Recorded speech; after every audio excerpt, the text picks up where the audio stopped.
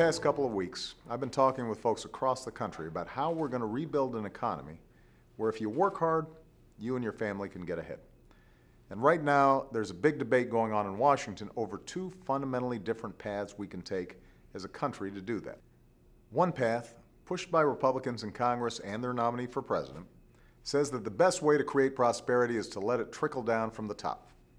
They believe that if we spend trillions more on tax cuts for the wealthy, it'll somehow create jobs, even if we have to pay for it by gutting education and training and by raising middle-class taxes. I think they're wrong. We already tried it that way for most of the last decade, and it didn't work. We're still paying for trillions of dollars in tax cuts that benefited the wealthiest Americans more than anyone else. Tax cuts that didn't lead to the rise in wages and middle-class jobs that we were promised, and that helped take us from record surpluses to record deficits. The last thing we need right now is more top-down economics.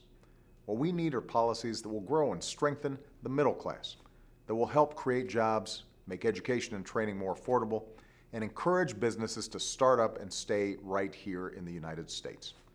Soon we'll face a choice between these two different approaches. On January 1st, taxes are set to go up for tens of millions of Americans. I think that would be a huge financial hit for middle-class families, and that's why I've cut middle-class taxes every year that I've been president, by $3,600 for the typical family. And that's why this week I called on Congress to immediately stop the January 1st tax hike from hitting any American on the first $250,000 of their income. Under my plan, 98% of American families won't see their income taxes go up at all. But the other 2% of Americans will have to pay a little more on taxes on anything they make over $250,000. In other words, the wealthiest few Americans will go back to the income tax rates they were paying under Bill Clinton.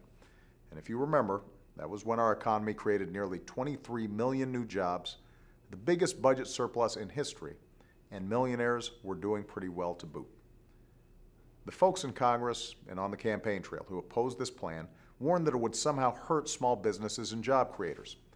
Well, they're completely ignoring the facts. Under my plan, 97% of small business owners would avoid getting hit with any income tax hike whatsoever. In fact, I've cut taxes for small businesses 18 times since I've been president. And just this week, I ordered a series of new steps to help our small businesses grow and hire. So the only place Republicans and I disagree is whether we keep giving tax cuts to the wealthiest 2% of Americans. Republicans in Washington want more of those tax cuts. With the deficit we have, I don't think we can afford them.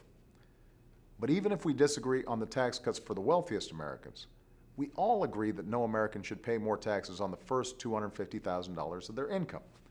So let's at least agree to do what we all agree on. That's what compromise is all about.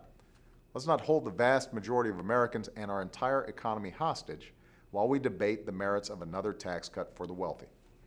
Let's skip the unnecessary drama, the needless delays, and all the partisan posturing, and let's just do the right thing for the people who sent us here to serve. And I'm going to keep fighting to make sure we rebuild an economy that rewards work, grows the middle class, and gives new opportunity to those trying to earn their way into the middle class. So thanks, and have a great weekend.